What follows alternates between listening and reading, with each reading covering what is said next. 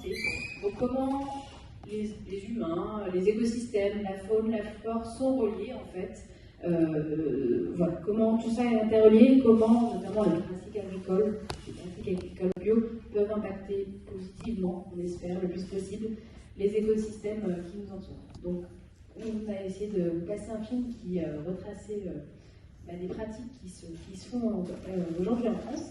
Et là, j'aimerais inviter David, Marie-Claire et Pierre à venir pour qu'on puisse discuter tous ensemble. L'idée, c'est vraiment de discuter tous ensemble du film et puis aussi des questions, des remarques, des commentaires que vous pourriez avoir. Et juste avant de passer la parole à nos invités, j'aimerais savoir simplement, à bras levés, déjà savoir qui a apprécié le film. Ça paraît plutôt majoritaire. Est-ce que certains d'entre vous, certaines connaissent déjà les pratiques qui ont été exposées dans le film? Est-ce que ça paraît mystérieux ou certains étaient déjà un peu connaisseurs? Ok, une petite moitié, on va dire. Est-ce que certains ont encore des incompréhensions, des questionnements? Non, ok, vous avez tout compris. Bon, je vais passer un petit peu la parole à nos trois compères. Et la première chose que je voulais vous demander, c'est, avant de vous présenter, c'est est-ce que vous avez apprécié le film? Oui, moi ça m'a beaucoup touché, notamment la conclusion, parce qu'il finit sur une envolée éducative. Il voit là le dernier levier en fait, d'espoir et de renouveau dans l'agriculture, la nature et l'humanité. Donc ça, moi, ça me touche. Puis ça m'a fait du bien de voir un reportage aussi optimiste avec des solutions, quoi. C'est bien, ça met du baume au cœur, quoi. Ça m'a fait du bien. Oui, moi, ça m'a intéressé aussi. J'ai trouvé que les approches étaient intéressantes. Il y a une seule chose que j'ai trouvé bizarre, je ne sais pas vous. J'aurais bien aimé avoir les témoignages d'Elsa et Béatrice aussi. Parce que c'est très masculin, et des hommes qui parlent. Elles mettent à chaque fois leur prénom, mais on ne sait pas du tout ce qu'elles font dans la ferme, comment ça fonctionne. Et ça, je trouve que c'est très révélateur de notre société actuelle. Voilà.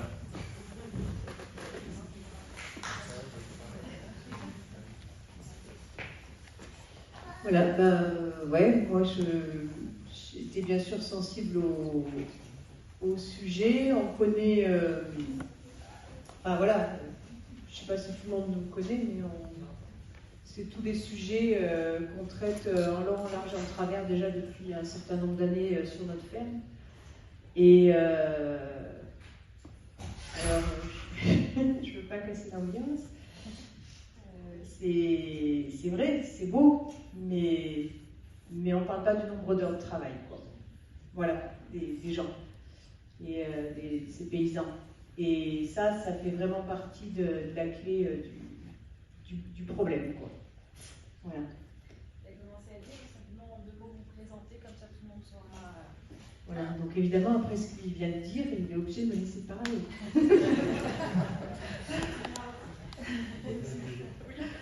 Voilà, donc Marie-Claire et David, donc nous on est installés depuis 10 ans maintenant sur une petite ferme. Au début on a commencé sur 1 hectare avec l'objectif de produire tous les aliments nécessaires pour alimenter une auberge, en fait, une table.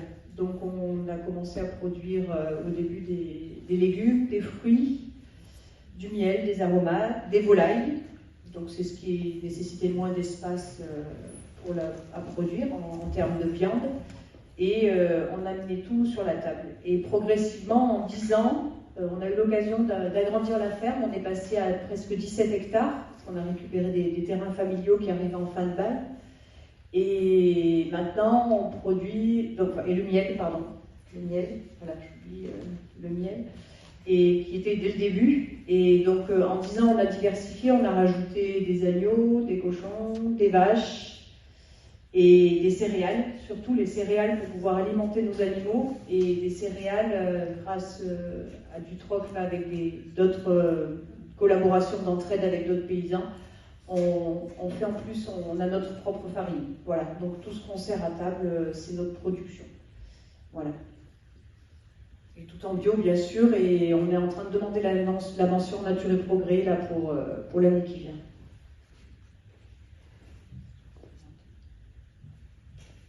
Et moi, je m'appelle Pierre Ribert.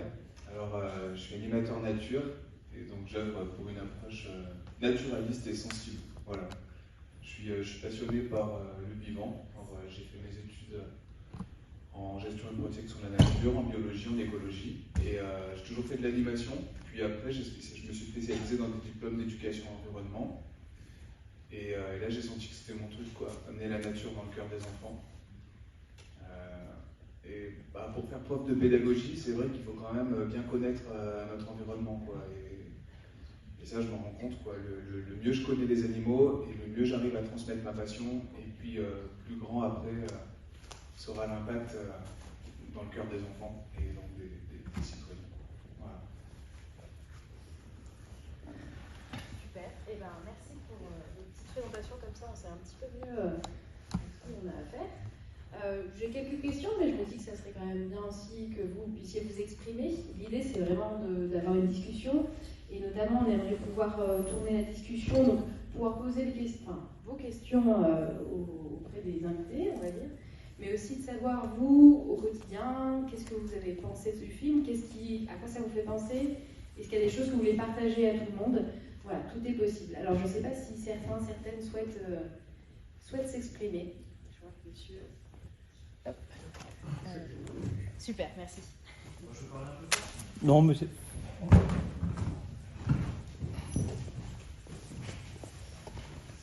Tu me demandais si on avait des incompréhensions sur le film. Moi, j'ai dit un petit passage au début, là, j'ai pas trop compris. Si tu as des campagnols, bon, à la limite, si tu fais du maraîchage, je comprends que c'est des soucis, mais sur des prairies comme ça, j'imagine un tableau au milieu de cette image magnifique, ça aurait fait un peu tâche. Et j'aurais bien aimé avoir un peu d'extase, comprendre à quel point ça pouvait être nuisible sur une prairie, d'autant que ça me semblait être plutôt positif en termes de drainage, aération du sol, et aussi évidemment ça joue fortement sur la biodiversité, puisque comme la biodiversité se situe beaucoup sur des espèces basses, on a vraiment besoin à chaque fois de petites taupinières pour pouvoir ressommer ces espèces-là, et c'est un truc que pour moi, enfin personnellement, j'aurais aimé, parce que comme je ne connais pas trop le sujet. Disons que le problème, c'est toute la... Je trouve que le film illustre ça aussi, c'est l'entrée écologique et l'entrée agricole. C'est-à-dire qu'en soi, une taupinière, c'est pas un problème, sauf si tu n'en as pas des milliers dans ta parcelle, quoi. Parce qu'à ce moment-là, eh bien, ta matière première pour nourrir tes animaux, elle disparaît. Parce que si tu es trop de taupinières, tu ne peux même plus faner. Et la matière que tu utilises toi pour ton élevage est perdue, c'est les campagnols qui le bouffent. Et c'est là toute la difficulté. Il a très bien dit à un moment donné, c'est une histoire d'équilibre et de seuil, quoi. Sur nos fermes, respecter la biodiversité, c'est très difficile parce qu'on nous a appris, et l'agriculture vient un peu de là aujourd'hui, hein. C'est-à-dire qu'on partait souvent d'une feuille désertique pour implanter les cultures qui nous intéressaient. Enfin, je parle un peu sous couvert des autres paysans qui sont là, mais on le voit encore aujourd'hui en grande culture, c'est ça, on part d'un sol vraiment sans aucune autre espèce que celle qu'on veut implanter. Et la grande difficulté pour travailler avec la nature, c'est d'arriver qu'il y ait suffisamment de diversité pour éviter qu'une seule espèce s'installe et devienne ravageur. Et le campagnol, s'il n'a pas assez de ravageurs, de prédateurs, il devient nuisible de fait parce qu'il va te détruire ta prairie, tout simplement. Enfin, c'est comme ça que je le vois. Voilà. Il la détruit, et puis il y a aussi le problème de la qualité du foin. S'il y a beaucoup de terre dedans, en fait, après, ça pose un problème en termes de qualité du lait, surtout lorsqu'on fait du comté derrière, quoi. Des fromages ou des crus en général.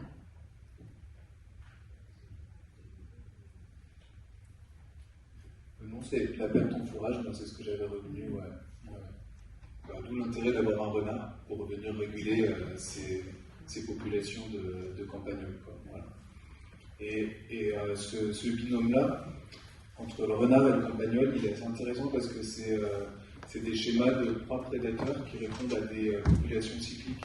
C'est-à-dire que le campagnol, c'est un rongeur qui se reproduit super vite, et donc je ne sais plus combien c'est, si c'est pas tous les 5 ans, mais en gros, quand il y a une phase de pullulation, ça va monter très vite, quoi. Et à ce moment-là, c'est presque pour ça que c'est déséquilibré après dans la nature, c'est que le campagnol prend une place très forte, et donc il lui faut un prédateur qui soit capable de venir réguler.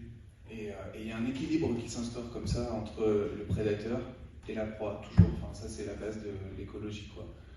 Et c'est là que le renard est plus que le bienvenu, quoi, pour réguler ces populations, ces pullulations de campagnols. Sauf qu'à un moment donné, quand le territoire est morcelé et que le paysage accueille plus le renard, ou que les choix politiques, agricoles ou économiques ne permettent pas au renard d'être sur le territoire, là, le déséquilibre s'installe, quoi. Il n'y a plus cet équilibre proie-prédateur. J'ai amené 3-4 livres aujourd'hui, là, des 15 dernières années.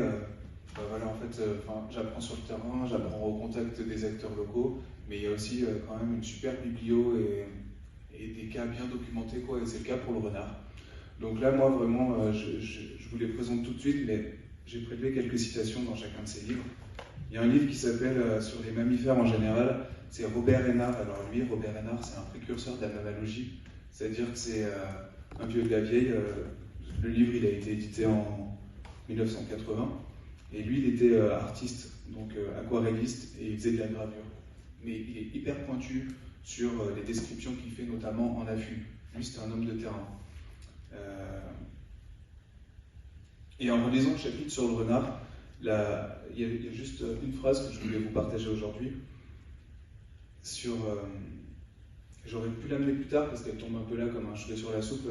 On reviendra sur pourquoi il y a moins de renards et pourquoi ce refus du renard. En tout cas, j'ai trouvé cette phrase qui dit « Le refus du renard, c'est le refus de la prédation, une loi essentielle de la nature.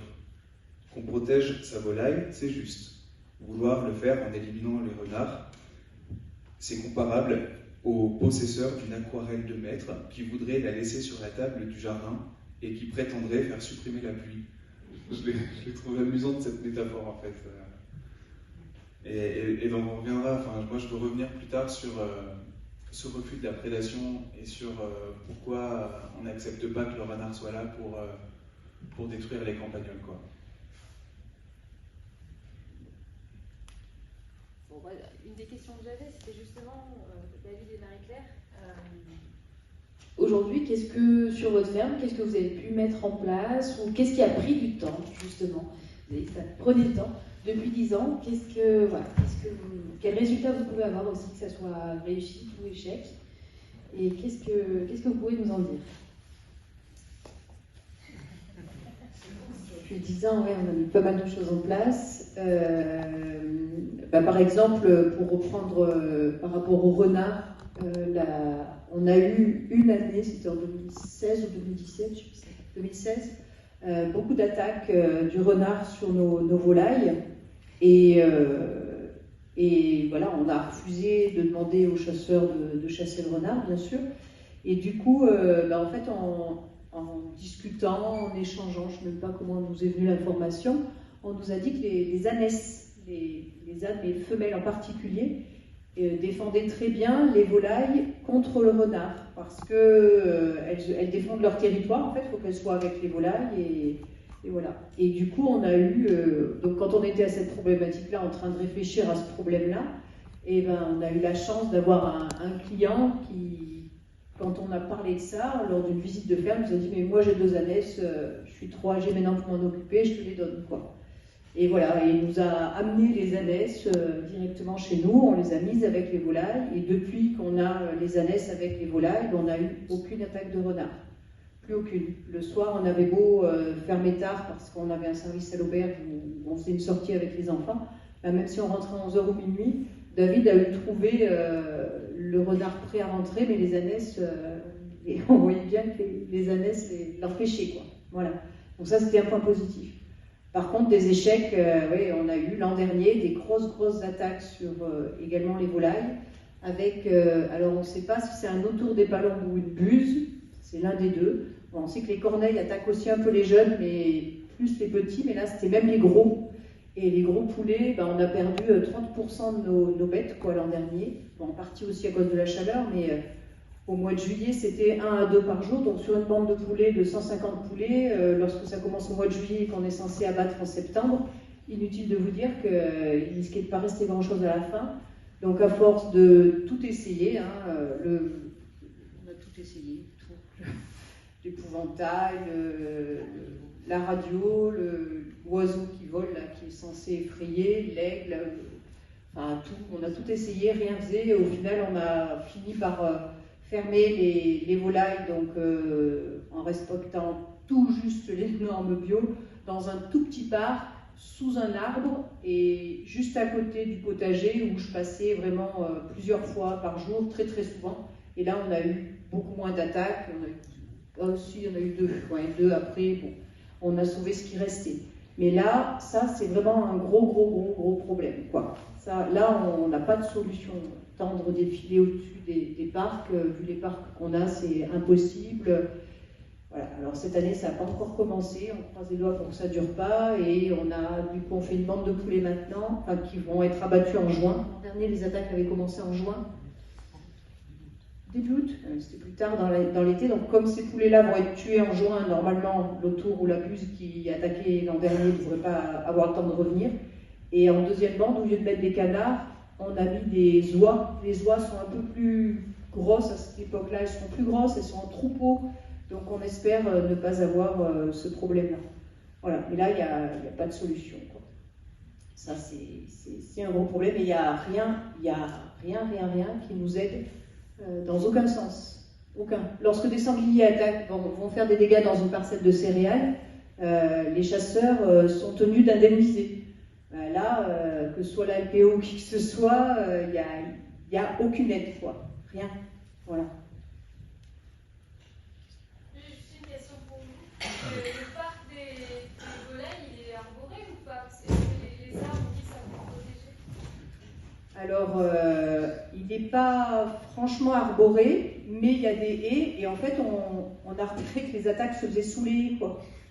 Donc, en fait, c'est pas, même s'il était arboré, ça n'aurait pas été suffisant, quoi. Là, c'était vraiment le fait de ne pas être dans le petit parc où elles étaient protégées.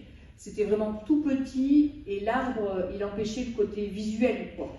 Donc, ils n'ont pas été repérés. Et on y passait très souvent, donc on faisait peur, mais sinon, franchement, même avec des arbres, je pense que ça n'aurait pas suffi. Après, ce qu'on peut ajouter aussi, c'est dans ce genre d'approche, travailler avec la nature, on apprend en fait. On connaît assez peu de choses, et autant on trouve au bout de 10 ans en maraîchage, on commence à avoir quelques résultats intéressants. Par contre, en grande culture, je veux dire, là, le gars, il laboure, quoi. À chaque fois qu'il passe la charrue, il retrouve complètement son sol. Je ne sais plus comment il s'appelle, là, hein. Mais Sébastien. C'est assez radical. Donc, nous, on essaye de ne pas travailler le sol, et là, c'est écueil sur écueil actuellement, parce qu'on ne sait pas faire. En fait, on n'a aucun outil adapté aujourd'hui pour travailler sous couvert végétal. On est obligé d'inventer les semoirs pour pouvoir le faire. Et on part tellement d'un... Il faut savoir un champ que vous récupérez, c'est un écosystème en soi. Et il a été tellement habitué à être éradiqué de toute culture, toute plante, avant d'être semé pendant des années et des années et des années. Lorsque vous le récupérez en bio, toute la saloperie que vous avez laissée sous le tapis explose de façon complètement aléatoire. Et vous obtenez des résultats qui sont complètement immaîtrisables, au niveau adventiste notamment, et comportement du sol. Et avant de retrouver un équilibre avec les plantes messicoles notamment et autres, il faut que toute cette saloperie finisse par s'épurer. Enfin, moi je l'illustre comme ça, mais il peut se passer peut-être 10 ou 15 ans pour que ça se mette en place. Moi j'ai entendu dire qu'une prairie, et on a le même phénomène sur les prairies qui ont été très mal menées pendant de longues années, pour retrouver une prairie équilibrée, ils considèrent qu'il faut au moins 15 ans. Donc c'est du temps, c'est beaucoup de temps, c'est beaucoup... et sur ces longues périodes, c'est aussi accepter des gros échecs de mise en culture qui n'aboutissent pas. Et même, enfin, vous connaissez peut-être tous Gilbert Longeon, hein, qui est quand même un des pionniers par chez nous, qui depuis 15 ans travaille en travail du sol. Il a essuyé plein de difficultés et il est encore en train de chercher des solutions parce que aujourd'hui, ces solutions-là, on ne les connaît pas. C'est vraiment expérimental. Donc il y a des expériences qui se sont faites à petite échelle au niveau laboratoire par l'INRA, mais quand vous après vous voulez le déployer au niveau d'une ferme sur des grandes cultures, c'est super difficile en fait, parce qu'on n'a ni les outils ni l'expérience, et en fait on découvre tout, on apprend au quotidien comment le sol va se comporter et comment la parcelle va se comporter. Et ça demande beaucoup de temps qu'il faut arriver à intégrer, parce que pendant ce temps-là, il faut quand même vivre, quoi. Et c'est toute la difficulté, aujourd'hui, je trouve, en agriculture biologique, ce qui est difficile, quand on veut vraiment aller pas seulement faire de la bio, hein, parce que, enfin, je vais peut-être choquer, mais faire de la bio aujourd'hui en suivant le cahier des charges bio, c'est pas très compliqué pour moi. Hein, parce qu'on peut encore labourer, on peut, je veux dire, le nombre de places dans les cages, dans les cabanes à volailles sont quand même pas non plus insurmontables. Pour moi, c'est pas très compliqué finalement. Par contre, si on veut apprendre à travailler avec la nature ou en lien avec la nature, là c'est autre chose, quoi. Et il y a vraiment une étape à passer parce que c'est hors système connu, quoi. Et on est obligé de réapprendre. Parce que ceux qui le faisaient bien, c'était les cueilleurs et les chasseurs. Eux, ils étaient parfaitement en phase avec les écosystèmes sauvages. Mais quand on est paysan, on n'est pas vraiment cueilleur ni chasseur, quoi. Et il faut arriver à concilier tout ça. Et là, je pense qu'on n'a aucune connaissance à ce sujet-là aujourd'hui.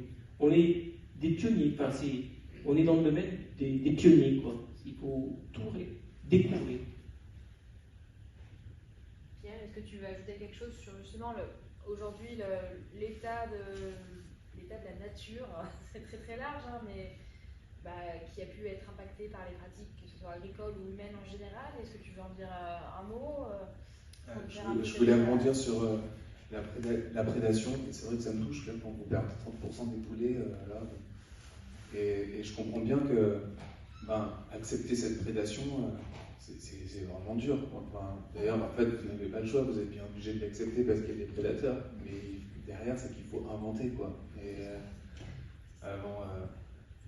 quand même, pour revenir sur le renard et la prédation, et pour vous rassurer, j'ai retrouvé toujours dans le livre de Robert Hénard, là, c'est qu'à un moment donné, ils ont fait l'analyse des contenus stomacaux, c'est-à-dire sur 2000 renards, ils ont été voir ce qu'ils ont dans l'estomac, pour vraiment comprendre qu'est-ce qu'ils mangent. Voilà. Et le paragraphe, c'est très simple, ils listent, quoi. Et ils disent, on a trouvé 46 fois des campagnols. Ça ne veut pas dire 46 campagnols dans un estomac, ça veut dire sur les 2000 renards qu'ils ont analysés, il y avait, c'est pas 2000, je crois que c'est 200, peu importe. Ça vous donne une idée des proportions. 46 fois des campagnols, une fois des restes de levreau, une fois des poils de lapin, une fois des restes d'un écureuil, 2 fois des restes d'une poule, une fois des restes d'un faisan, une fois des restes de petits passereaux, des vers de terre, entre 70 et 100 grammes, 2 fois des coléoptères, 11 fois des pommes, 3 fois 150 grammes de cerises, 6 fois des prunes, une fois du raisin en septembre, une fois du maïs en octobre. Alors, vous voyez, c'est vraiment 46 fois les campagnols, quoi. Donc, bon, il est quand même le prédateur exclusif du campagnol. Il a même sa technique de chasse adaptée, quoi. C'est de muloter, quoi, faire un grand saut d'1 mètre et retomber les pattes et le museau bien dessus, quoi. Sauf que quand il passe à côté d'une poule, il craque. Et en plus, là où il craque complet, c'est que les renards et les mustélidés, là, les martres, les fouines, les belettes, les hermines et tout, ils ont des comportements, ils sont un peu toqués, quoi. C'est-à-dire qu'ils ont des comportements de prédation surnuméraire, de surplus killing. Ça veut dire que pour pouvoir bouffer tranquille, ils sont obligés de stabiliser la situation, donc de tuer tout ce qu'il y a. C'est juste, même s'ils ont besoin de bouffer qu'une poule, tant que c'est la panique et que ça lui occasionne une perte d'attention ou un stress, il va tuer tout ce qui bouge, quoi. Donc la poule prostrée qui ne bouge pas dans son coin, elle peut survivre, quoi. Donc ça, c'est une théorie scientifique qui avançait, qui expliquait un peu pourquoi dans un poulailler, il allait tout tuer pour ramener qu'une poule, quoi. Parce que souvent, on entend dire que les martres, elles vont téter le sang, elles en boivent 3 gouttes, elles s'en vont. En fait, non, c'est faux, c'est juste le surplus killing, c'est pour bien digérer, ils sont obligés de tout calmer, quoi. Voilà, c'est un peu comme si chez nous, bah ouais, avant de manger, on est obligé d'essuyer la table, se faire un plan de travail, réordonner notre environnement. Je crois que c'est des comportements comme ça pour la prédation. Alors voilà, du coup, je voulais ramener ce petit précis de prédation et faire comprendre qu'il est hyper spécialisé, quoi, sur le campagnol. Attends, je voulais revenir sur l'état de la nature. Ouais, et même sur le renard, je voulais juste refaire, parce que c'est vrai que le reportage, il part direct sur l'agriculture, le renard, les campagnols, etc. Alors qu'il y a des trucs cool à savoir sur le renard. Déjà, le renard, il s'appelait Goupil dans le vieux français, et c'est qu'au XIIIe siècle, avec le roman où le héros est renard, qu'il s'est appelé renard, quoi. Voilà, donc c'est pour ça qu'on l'appelle encore un peu Goupil par chez nous, quoi. Et il faut savoir que déjà le renard, je ne sais pas si vous savez, est-ce qu'il a, selon vous, il appartient, faites le point dans votre tête une minute, est-ce qu'il appartient à la famille des chats ou à la famille des chiens? Ouais, si, c'est un canidé, voilà. Mais c'est le plus svelte et le plus agile et le plus léger de tous les canidés, mais il a presque un comportement de chat. Parce que je crois que ce qui fait la différence, c'est les griffes rétractiles. Chez les félins peuvent rentrer leurs griffes et les canidés non. Mais le renard, il peut rentrer ses griffes quand même. Et en plus, le renard, il a des vibrisses, c'est-à-dire des petites moustaches qui lui. Là où sa tête passe, tout le reste du corps passe. Voilà. Et donc, il a ces petits poils sur le museau et sur les pattes qui lui donnent un petit comportement aussi de chat, quoi. Et donc, le renard. C'est le carnivore le plus commun de France, en fait. Sur notre territoire, c'est l'espèce la plus commune. On n'a qu'une espèce, enfin, de la péninsule scandinave à la péninsule ibérique, il n'y a qu'une seule espèce, quoi. Vulpes, il a plusieurs formes de fourrure. On peut l'appeler renard charbonnier, renard doré, renard croisé. C'est-à-dire qu'il a soit des coussins noirs, soit des rayures sur le dos, mais c'est toujours la même espèce. Sauf en Corse et en Sardaigne, ils viennent de comprendre que c'est une nouvelle espèce. Parce qu'il a les oreilles plus courtes, il est plus petit. Donc bon, il y a, sur les 15 espèces qu'on a dans le monde, en Europe, on n'en a qu'un. Voilà. Mais le coup des griffes, à vérifier. C'est sûr qu'elles sortent et rentrent, et sur les 15 renards, il y en a un, quelque part entre la Colombie et le Mexique, qui ne niche que dans les arbres, le renard. Donc il sert vraiment de ses griffes pour grimper aux arbres. Voilà. Bon, voilà, du coup, je voulais zoomer un peu sur le renard. Et donc cette espèce du renard roux qu'on a chez nous, c'est une des plus généralistes, ubiquistes et adaptables en fait. Il est quand même pas opportuniste, mais il est adaptable à plein de régimes alimentaires, à plein de conditions du milieu, à plein de milieux. Et cette adaptation-là, c'est ce qui le sauve un peu, quoi. C'est que malgré le fait d'être persécuté et malgré l'hécatombe qu'il y a chaque année, ben, les renards retrouvent chaque fois un élan et restent présents sur notre territoire. Et les chiffres, ils ont dit combien que c'était des renards tués par an? C'était énorme, je vois. Ouais, dans le Puy-de-Dôme, le département d'à côté, ils ont tué entre 6 000 et 11 000 par an des renards. Donc en Loire, ça doit être un peu pareil, quoi. Ouais. Mais le problème, c'est que plus on le tue, plus les portées sont nombreuses l'année d'après. Parce que puisqu'il est adapté dans son schéma proie-prédateur, l'éradiquer, malheureusement, c'est pas la bonne solution, quoi, parce que ça rebooste les populations. Ils se sont rendus compte de ça quand ils voulaient lutter contre la rage dans les années 60-70. Au départ, ils ont essayé de tout tuer, mais ça marchait pas parce que les femelles avaient des portées plus importantes et donc ça ne faisait que propager le virus. Voilà. Et après, ils sont arrivés à des campagnes de vaccination buccale, quoi, où il fallait qu'ils mangent des trucs et bref, on est venu au bout du problème, quoi. Mais donc ouais, tuer les renards, je crois que c'est vraiment ça la solution.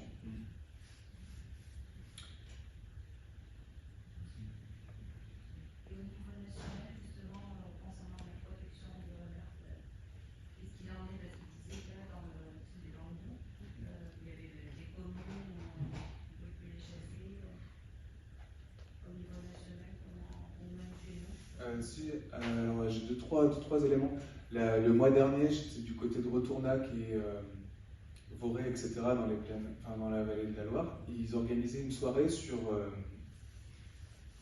les animaux classés nuisibles ou mal aimés. Le vrai mot, c'est ésode, espèces susceptibles d'occasionner des dégâts.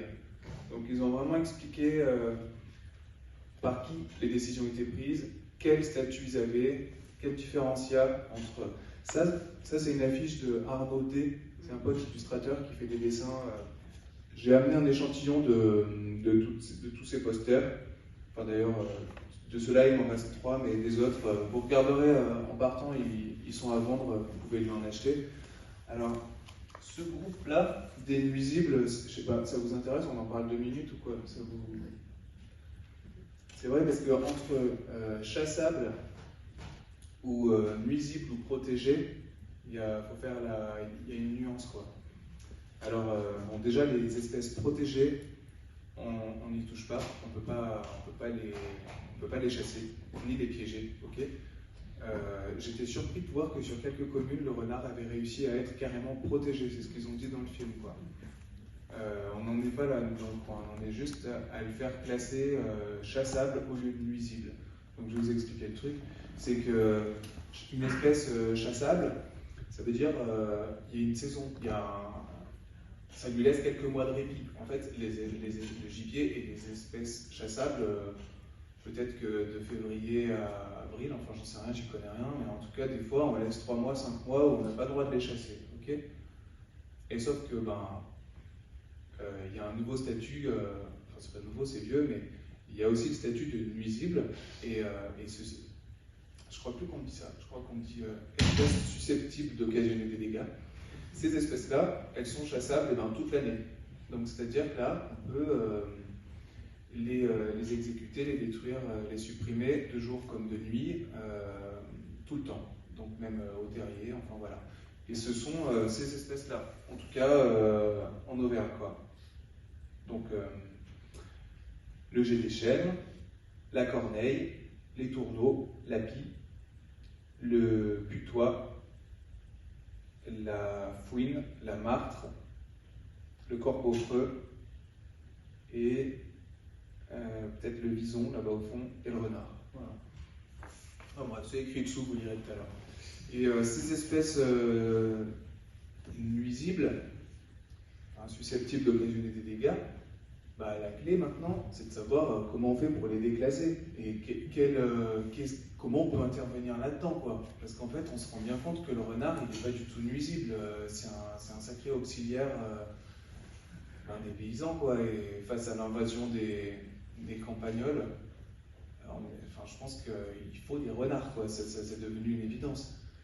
Mais alors, comment faire pour qu'ils deviennent plus nuisibles? C'est super compliqué. Est-ce que, Laurent, toi, tu connais tu sais le nom de la commission?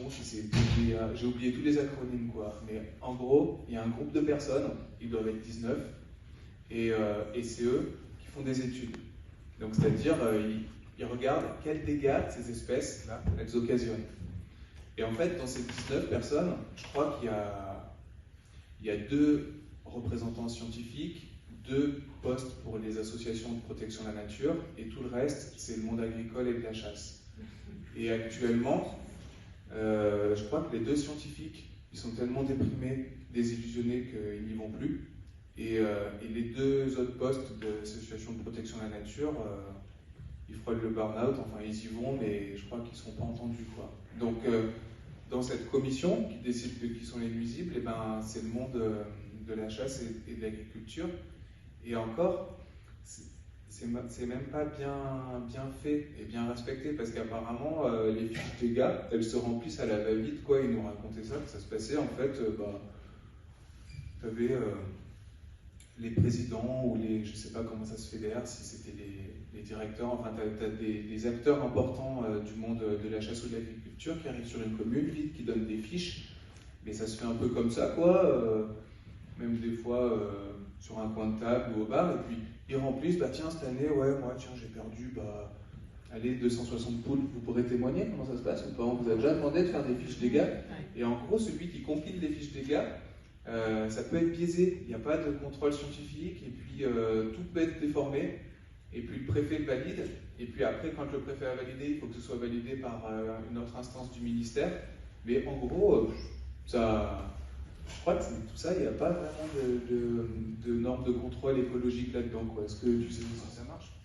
Nous, ce qui s'est passé l'année, c'est là, un an ou deux après qu'on a eu les attaques sur les poules. C'est un gars de la chasse là, qu'on ne connaissait pas trop, de la commune, qui est monté avec sa voiture là, chez nous et qui nous a dit tiens, si vous voulez là, déclarer les pertes de volailles sur le. J'ai un papier là, vous nous le dites et on peut régler le problème. Bon, on dit que non, ça ne nous intéressait pas, sa démarche, mais visiblement c'est comme ça que ça se passe. Et si effectivement ils ont la caution d'une ou deux personnes sur la commune, après ils peuvent flinguer, quoi. Je pense que ça donne le feu vert pour pouvoir les traiter comme nuisibles, toutes ces espèces, quoi. Mais on n'en sait pas plus que ça, quoi. Ouais. Donc malheureusement, il n'y a pas de justice, quoi. Et l'autre fois, là, ils avaient des exemples concrets de ces fiches où ils les ont lus, mais c'est des blagues, quoi. Vraiment parce que 3 corneilles ont été picorées du maïs, à ce moment-là, ils avaient déformé le chiffre, et ça impliquait que sur tout le département, les corneilles pouvaient être exécutées au nid en période de nidification. Enfin, ça donnait lieu à des aberrations, et donc c'est le cas pour le renard. Donc il faudrait que dans cette fameuse commission, que je ne sais plus comment elle s'appelle, il y ait quelque chose d'équitable et de représentatif sur les voies de la nature, du sauvage, de l'écologie, de l'éducation, de la pédagogie, pour que le renard puisse sortir. Et il y a plein de territoires où ils se battent pour déclasser le renard comme nuisible. Ils font venir des grands noms de la photographie, ils signent des pétitions, ça se joue à des milliers de lettres à la préfecture, mais où ça ne marche pas. Enfin, moi, dans le dernier magazine La Salamandre sur renard qui est tué, ils donnent des exemples de plein de luttes qui n'ont pas marché, donc ça m'avait déprimé. Et je suis trop content dans ce film de voir que quand même il y a eu 26 communes où ça a marché, quoi. Justement, tu fais bien la transition, Pierre. L'idée, c'était de savoir aussi comment, avec vous aussi, mais comment est-ce qu'on peut s'impliquer, que ce soit pour le renard, pour d'autres espèces, pour la biodiversité sur nos fermes, comment est-ce qu'on peut sensibiliser les agriculteurs, sensibiliser les citoyens, amener des initiatives. Donc l'idée, c'est que vous puissiez répondre, mais vous également, si vous avez des idées, si des choses se passent par chez vous, si vous avez envie de faire quelque chose. L'idée, là, c'est de vous inclure complètement à la discussion. Je ne sais pas si certains ont envie de partager une expérience sur comment s'impliquer, quel rôle on peut avoir en tant que citoyen aussi pour protéger cette biodiversité et l'inclure, l'intégrer au mieux. Est-ce qu'il y en a qui veulent dire quelque chose? Est-ce que vous voulez commencer? Peut-être que ça donnera envie à certains de discuter. Comment sensibiliser? T'en parlais déjà un petit peu, Pierre. Comment ça se passe aussi dans le monde agricole? Est-ce que vous êtes un peu tout seul? Est-ce que c'est facile? Est-ce que c'est difficile? Voilà, quelles pourraient être les idées, et notamment quelles pourraient être les idées à mener ensemble, en fait, avec tout le monde?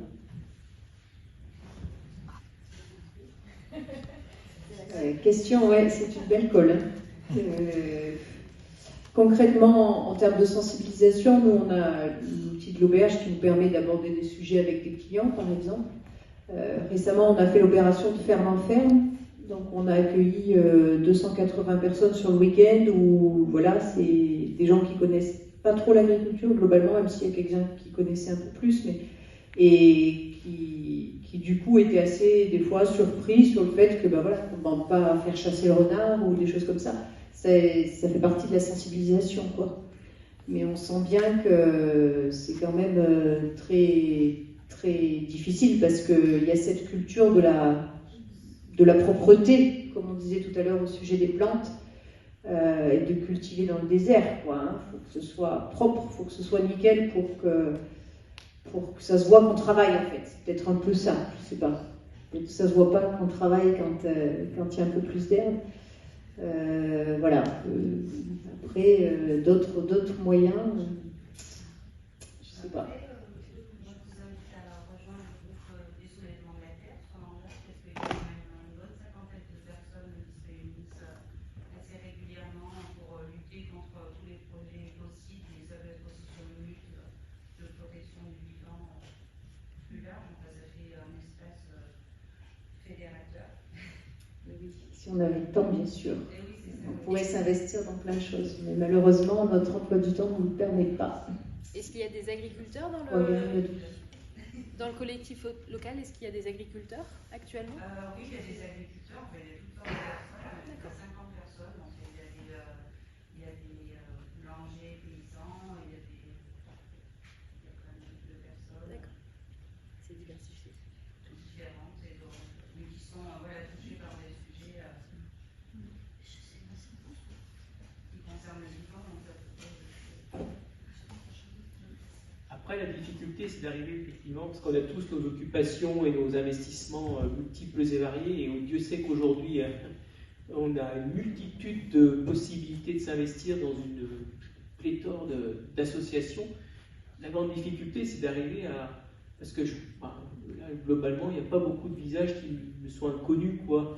Moi, je sais pas, il y a 3 mois, il y avait une conférence de Marc Dufumier. Je suis sûr que 80% des gens qui sont là étaient présents. Et on se voit tous, on est tous... C'est ce qu'on disait souvent, c'est que entre nous, on est convaincus de tout ça. Et on en parle, on est convaincus, sauf que les clients de l'auberge, c'est pareil, c'est des gens, on a l'impression, chaque fois, après chaque service, on se dit, putain, les choses avancent. Mais en fait, on est tellement peu nombreux par rapport au reste du monde, qu'en fait, chaque fois qu'on se retourne un peu et qu'on va dans le monde, on se dit, mais il y a encore une multitude de travail à faire. Et ce que dit Pierre au sujet des burn-out, des écologues qui vont à ces commissions, mais je les comprends, les gars. Enfin, nous, on était investis un peu à la Confédération paysanne. Je peux vous dire que la préfecture, quand vous êtes la Confédération paysanne de la Chambre d'agriculture, il faut être un dinosaure, une carapace, et puis en prendre plein la gueule pendant 2 heures. Et puis pour des petites avancées minuscules, chaque fois un petit peu minuscules. Mais c'est à chaque fois des... Sans parler... là je vois, il y a Françoise qui est là, mais les pionniers de la bio en Haute-Loire, je peux vous dire que c'était la risée de pas mal de voisins pendant très longtemps. Alors la bio aujourd'hui est peut-être un petit peu mieux respectée dans certains secteurs, mais c'est pas partout, quoi. Et encore aujourd'hui, des initiatives en faveur des écosystèmes et de la préservation un petit peu de l'environnement, c'est pas toujours bien vécu et bien perçu, quoi. Donc il faut aussi accepter et accueillir le plus, avec courtoisie, la moquerie,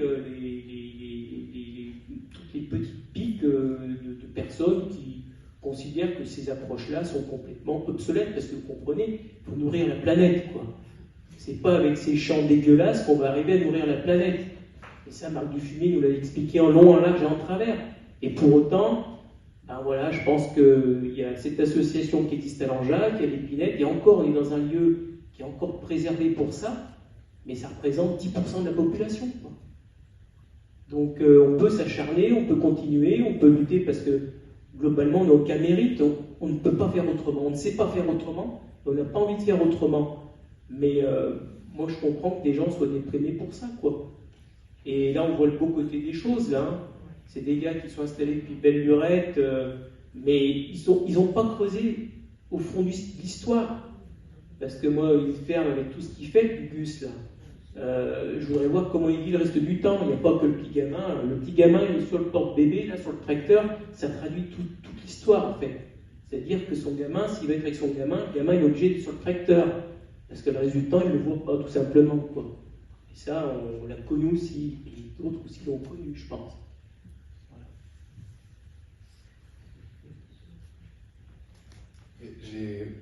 J'ai dans les pistes, moi, je reviens aussi à la question.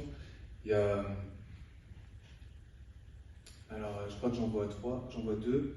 Il y a le rapport à la mort et les émotions de la sensibilité. Resensibiliser, en fait, le cœur des femmes, des hommes, des enfants, ça me paraît être une clé, quoi, parce que ce qui m'a touché, cette phrase où il se dit je suis sur mon tracteur, j'ai pleuré pendant le labour, et c'est beau, cette émotion-là qui vient naître, et je crois que malheureusement, pour s'en sortir, il y a un tas de corps de métier qui sont coupés de leur sensibilité ou de leurs émotions, quoi. Donc ils se retrouvent on se retrouve à travailler avec le vivant, avec des humains, des animaux, d'être dans où le cœur du métier, ça serait la relation, l'interconnexion, et finalement, on se coupe de la sensibilité. Et je crois que ça, c'est grave. parce que c'est ce qui fait qu'après on tombe dans des aberrations où les comités, les élus, les politiques et l'économie en général est désensibilisée. Donc moi je veux vraiment croire en ça, quoi, en cette valorisation des émotions, cette sphère affective et sensible, toute catégorie socio-professionnelle comprise, quoi, impliquée dès le plus jeune âge. Donc ça me paraît être une clé.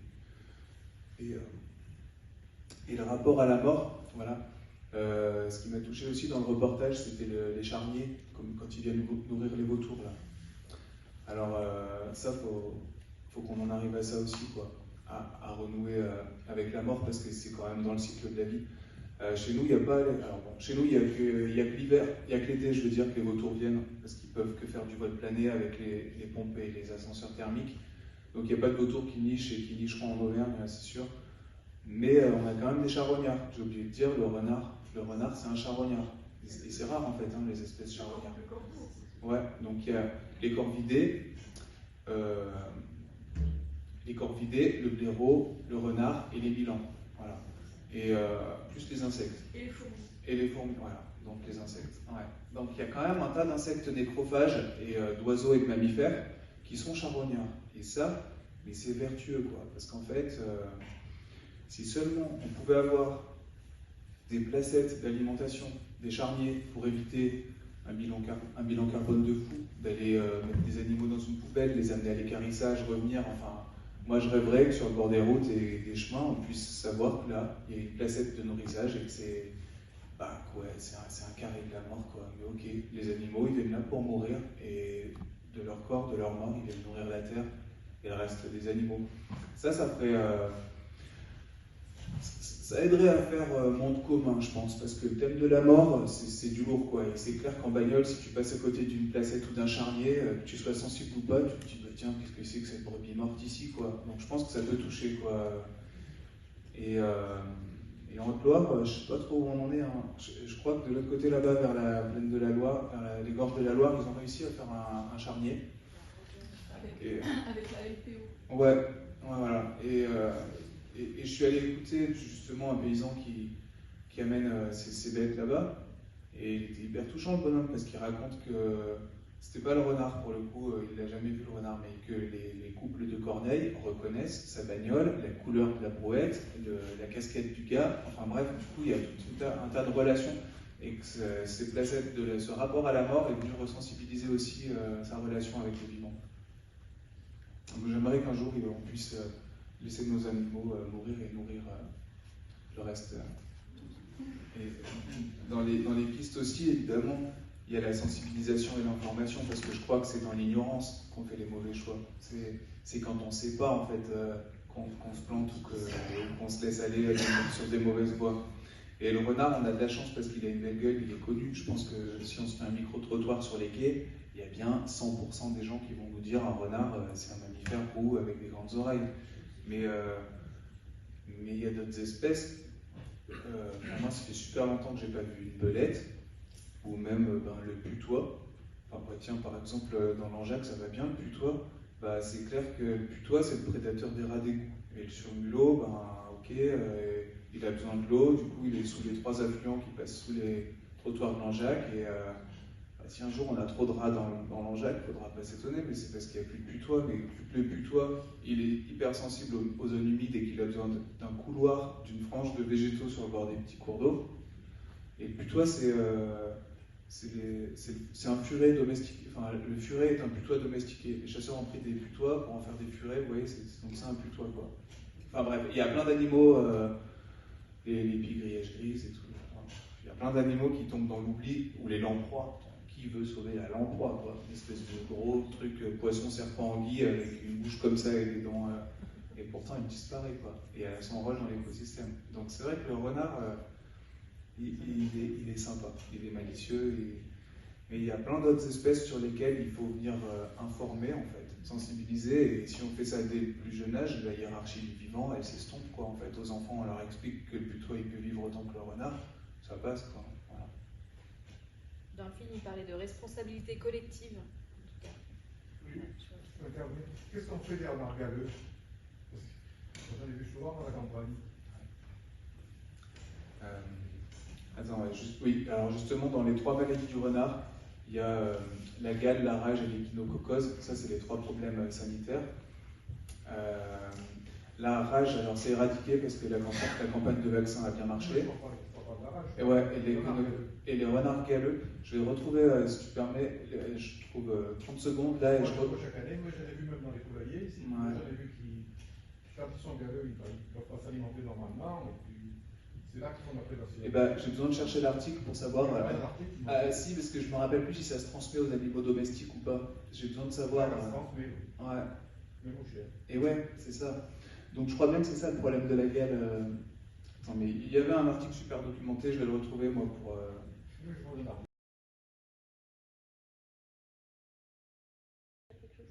Juste par rapport à Marc Duffier, donc on était aussi à la conférence, et c'est vrai que ce que je trouve difficile dans ces sujets-là, c'est qu'effectivement, on voit qu'ils sont au contact des décideurs, finalement, et on se retrouve dans des situations où on nous coupe l'herbe sous le pied quand même, quoi. C'est ça qui est complètement décourageant. Pour donner un exemple très concret, on a été confrontés ces jours-ci, on fait notre déclaration PAC, n'est-ce pas?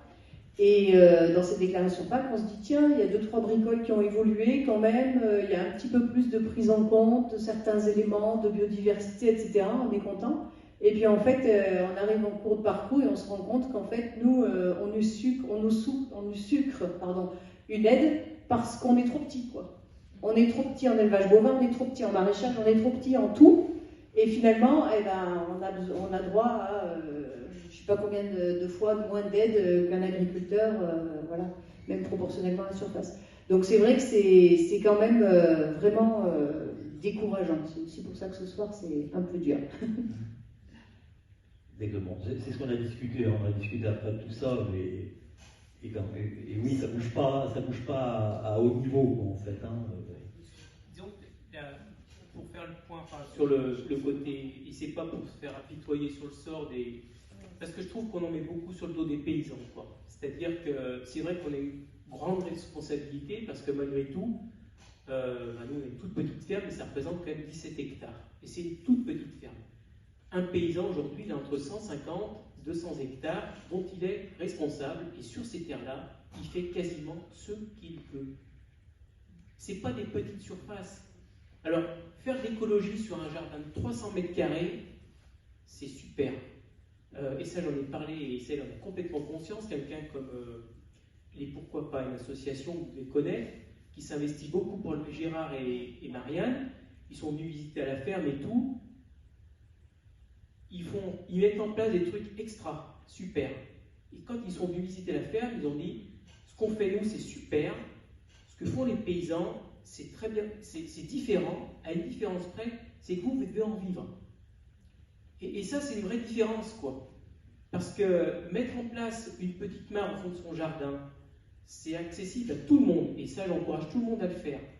Mais quand vous êtes paysan, et ce que décrit Marie-Claire, c'est la réalité aujourd'hui de beaucoup de paysans, c'est-à-dire que toutes ces expérimentations qu'on va faire, nous, sur le vivant, je dirais, on le paye de notre poche, quoi.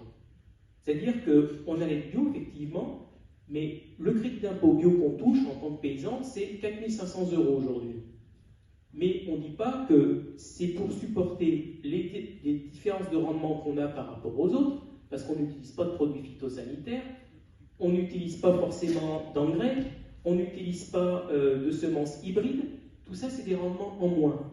On va accepter que sur notre ferme il y ait une zone qui soit un peu plus humide, et on va payer un certificateur. Nous on le paye, c'est 750 € par an, quoi. Donc on paye le droit de commercialiser des produits bio, les autres ils ne payent pas, quoi. Ouais. Et ça c'est quand même une notion, et je veux dire, moi j'ai vraiment conscience que la SAU en France est immense. Les paysans ont une grande responsabilité, mais ce n'est pas les seuls, quoi. Et il ne faut pas non plus faire supporter un paysan. Moi, j'ai eu l'entrée écologique. Avant, je n'étais pas paysan, j'étais comme Pierre, je faisais des études en... l'écologie, c'est super séduisant, quoi. Moi, j'ai fait des randonnées extra avec mon sac à dos, mes jumelles, mes guides pour apprendre les insectes, les oiseaux, les mammifères, c'est extraordinaire. Quand vous êtes paysan, vivre avec ça, pour moi, je trouve que c'est extrêmement plus difficile. Pourtant, je suis écologue.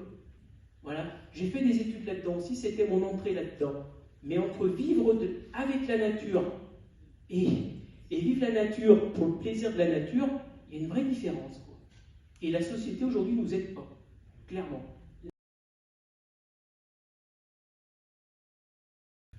Moi, je dirais que tu parlais de conviction de Marc Dufumier, c'est une histoire de conviction aussi. Je veux dire, et là, le consommateur, il est dedans de la même manière.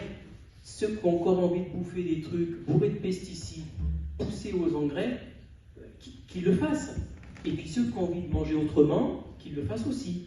Mais c'est une question de conviction et de pratique. Je veux dire, le problème du bio aujourd'hui, c'est que les convaincus, quoi qu'il en soit, quoi qu'il arrive, ils continueront à manger bio, ils continueront à faire de l'agriculture biologique, parce que de toute façon, ils ne conçoivent pas la vie autrement. Donc ça, c'est de la conviction. Et des gens qui sont convaincus par leur démarche et par leur façon de vivre. C'est un art de vivre. Puis en face, c'est toujours pareil, tu as les opportunistes.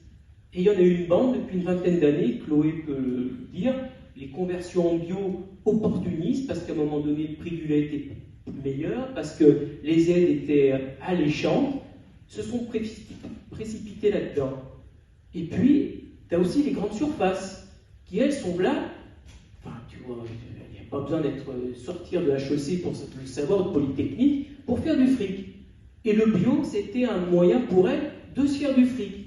C'est aussi pour ça que les cahiers des charges bio ont été diminués en exigence pour que le plus grand nombre puisse rentrer là-dedans. Et encore en raison de bio, je ne te parle pas de la haute valeur environnementale, tous ces labels là, qui naissent pour faire plaisir, qui sont des boîtes vides, mais on se donne bonne conscience. Mais là-dessus, toi, il n'y a que la conviction qui peut te permettre de lutter, quoi. Si tu n'es pas convaincu, tu baisses les armes. Mais c'est une question et c'est là où je dirais que le consommateur, il a sa place complètement à jouer aujourd'hui. Je pense que l'agriculteur seul, ce que je voulais te donner, ce que je voulais dire tout à l'heure, c'est qu'il ne faut pas tout faire porter sur le dos des paysans. Les consommateurs aujourd'hui ont un rôle essentiel. Et ce qui fait la différence, on est dans une société où c'est celui qui parle le plus fort, celui qui est le plus nombreux, qui gagne. Aujourd'hui, on est de pot de terre. En face, il y a le pot de terre, de fer. Combien de temps ça va durer, j'en sais rien. Mais je pense qu'à un moment donné, les équilibres vont s'inverser. On espère. Tu parlais du réseau l'Épinette. Ces réseaux-là, Épinette et d'autres, sont hyper importants pour porter la valeur du bio et que les agriculteurs ou paysans puissent avoir des revenus et qu'on ait une proximité non carbonée, comment on pourrait dire, si on allait plus loin sur le discours. Mais tous ces réseaux-là sont très importants pour vous. Bien sûr, c'est essentiel. C'est essentiel. Hein. Mais il faut aller jusqu'au bout. Il faut aller jusqu'au bout. Nous, on est dans cette démarche aujourd'hui. Bon, on est quand même quelques années d'expérience, mais il y a 10 ans d'expérience sur la ferme. Il y a avant aussi 10 autres années d'expérience familiale, on va dire, pour se nourrir autrement. Et il nous a fallu les 10 ans d'avant, dans l'expérience familiale, pour dire « je ne vais plus en supermarché ». Voilà. Et ça, il faut finir par le faire, quoi. Par contre, c'est évident que les changements, ils ne se font pas du jour au lendemain, il faut du temps. Nous, il nous avait fallu 10 ans au niveau familial. Mais effectivement, il ne faut plus du tout cautionner tous ces systèmes-là. Ça, c'est clair. Je pense que je prêche les convaincus. L'Épinette, la MAP, je veux dire, c'est les gens, c'est les convaincus, quoi. Et consommateurs, paysans, tous dans le même navire, quoi. C'est parce qu'il y a des gens qui achètent ces produits-là que les paysans ont leur place. Et puis c'est parce que des paysans produisent ces produits-là que les consommateurs y trouvent leur compte. Mais pour moi, il faut faire bloc, quoi. Nous, on vient de découvrir Nature et Progrès. Je ne sais pas si certains d'entre vous ça parle, mais c'est une mention agriculture biologique qui date depuis 1964. C'est le premier cahier des charges bio qui a été mis en place. Ce qui manque cruellement chez Nature et Progrès, ce sont des consommateurs qui ont un rôle essentiel puisque ce sont eux qui rédigent les cahiers des charges. Et aujourd'hui, il manque de consommateurs. Et qui participent aux enquêtes, aux visites de mention. Donc, je veux dire, le consommateur lambda a complètement sa place à jouer, a son rôle à jouer dans cette mutation. Et je dirais que tout ce qu'on a vu là ce soir sur c'est le côté ultime, là, ce qu'ils nous ont montré. Bon, à part le mettre dans le dos avec ses râteaux-pieds, là, c'est un peu différent, mais la ferme, je ne sais plus comment il s'appelle, elle maraîchait dans la Drôme, je veux dire, c'était une super belle ferme. En termes d'écologie, d'écosystème, je veux dire, tous ceux qui sont un peu sensibles à ça, ils rêvent de ça, quoi. Mais c'est tout le monde, hein. Mais c'est pas que lui, quoi. C'est aussi le consommateur qui va lui acheter ses fruits, qui va lui acheter ses volailles, ses agneaux, et il faut vraiment se serrer les coudes. Là, tu vois ce que disait Manu tout à l'heure, tous ces consommateurs, ces paysans, mais il faut tenir bon, parce que la lutte est rude, hein, c'est pas équilibré, quoi. C'est comme à la commission, là, c'est 2 pour 19, quoi. Et excuse-moi, tu parlais d'inverser, mais il faudra peut-être aussi inverser les étiquettes. C'est-à-dire que tous ceux qui font du bio, du propre, du machin, que ça soit normal et que ce soit les autres qui payent parce qu'ils produisent avec de la merde. Voilà, la conversion sera totale, là, mais elle serait juste, quoi. Mais le problème, c'est que c'est pas la pensée générale. Là, tu es dans le camp des 2 contre 19, mais c'est sûr que si on faisait... je veux dire, aujourd'hui, c'est prouvé que notre eau est dégueulasse, et on peut continuer à épandre des produits avec des têtes de mort sur les flacons, sans avoir à rien payer, quoi. Voilà. Et on accepte, les consommateurs acceptent de boire cette flotte dégueulasse. Combien de temps ça va durer? Et ben moi j'attends de voir, mais je pense que je vais mourir avant d'avoir vu la conversion, quoi. Parce que peut-être ce qui va nous faire changer radicalement, ça ne viendra pas de l'humanité, ce sera les évolutions du climat. Parce que malgré tout, la guerre de l'eau qui s'annonce, je pense que là ça va bousculer. Bousculer, mais dans la douleur par contre. Et ça, je pense que ça nous pend au nez, et c'est peut-être le seul élément qui va faire bouger les choses. De toute façon, on sera devant un mur, et il faudra bien faire des choses, quoi. Quand on aura très peu d'eau, c'est dégueulasse, et ben ça va concentrer les éléments, quoi. Et donc, malheureusement, il faut peut-être en arriver là. Il y aura des dents qui vont saigner, et il va y avoir du sang, il va y avoir des dents qui vont grincer, mais après tout, c'est un peu juste qu'il n'y ait pas que les pays du Sud qui en bavent. Il y a le climat, il y a l'eau. En fait, dans tout ce qui vous énerve, ou tout ce qui nous motive, enfin tout ce qui est moteur de tous ces débats là sans fin, c'est derrière, il y a une symbolique, enfin il y a la métaphore du renard qui me vient à l'esprit, je vais vous dire. Et juste avant, ah oui, donc désolé monsieur, je confondais l'échinococcose et la gale tout à l'heure, et en fait, malheureusement, c'est que la gale du renard qui se transmet aux animaux domestiques, elle ne se transmet pas à l'homme. Et du coup, il n'y a pas eu de décision ou de plan précis qui viennent là-dessus, parce que, enfin voilà, c'est pas comme la rage ou l'échinococcose, du coup la gale, vu qu'on risque rien, il n'y a pas eu de plan de recherche ou quoi. Enfin voilà, donc, fin de parenthèse sur la gale. Et la métaphore du renard là qui me venait à l'esprit, dans tous ces ok, est-ce qu'on va tous crever, et quelle eau on boit, et comment on va changer tout ça. Il y a un autre livre que j'ai pas amené, c'est intéressant, je l'ai lu avant de partir, c'est sur la symbolique du renard, et c'est sur, dans les cultures animistes, dans d'autres cultures, chaque animal est porteur d'une médecine. Mais ça ne veut pas dire une médecine comme nous, on a besoin de se guérir. En fait, les médecines chez les peuples racines, ça veut dire l'enseignement, un peu l'aura, la symbolique, l'esprit de l'animal, quoi. Et la médecine du renard, c'est la fraternité, c'est d'être rusé, c'est de trouver des solutions et c'est de s'adapter. Donc en fait, je crois que pour s'en sortir, le renard peut nous aider dans cette symbolique-là, c'est qu'il va nous... Si on s'allie avec le renard et si on garde le renard là, dans nos esprits, dans nos cœurs, alors il va nous aider à s'adapter, quoi, et à trouver la solution et à faire face à... Et ça racontait ça, la médecine du renard. C'était face à un choix, face à un découragement, face à une difficulté, faites appel à la médecine du renard et le renard.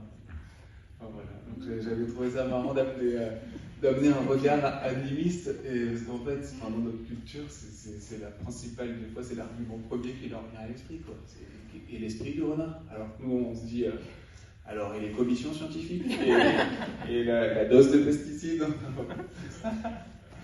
Et d'ailleurs, on les croit éloignés, ces médecines, en fait, et c'est ce rapport animiste de notre société. Mais quand même, moi, il y a un livre qui a bercé mon enfance, où il y a un renard qui transmet un des plus beaux enseignements au Petit Prince, quoi. C'est qu'il vient lui dire, l'essentiel est invisible pour les yeux, on ne voit bien qu'avec le cœur, quoi. Donc c'est vrai que ça serait un bon message de renard aussi.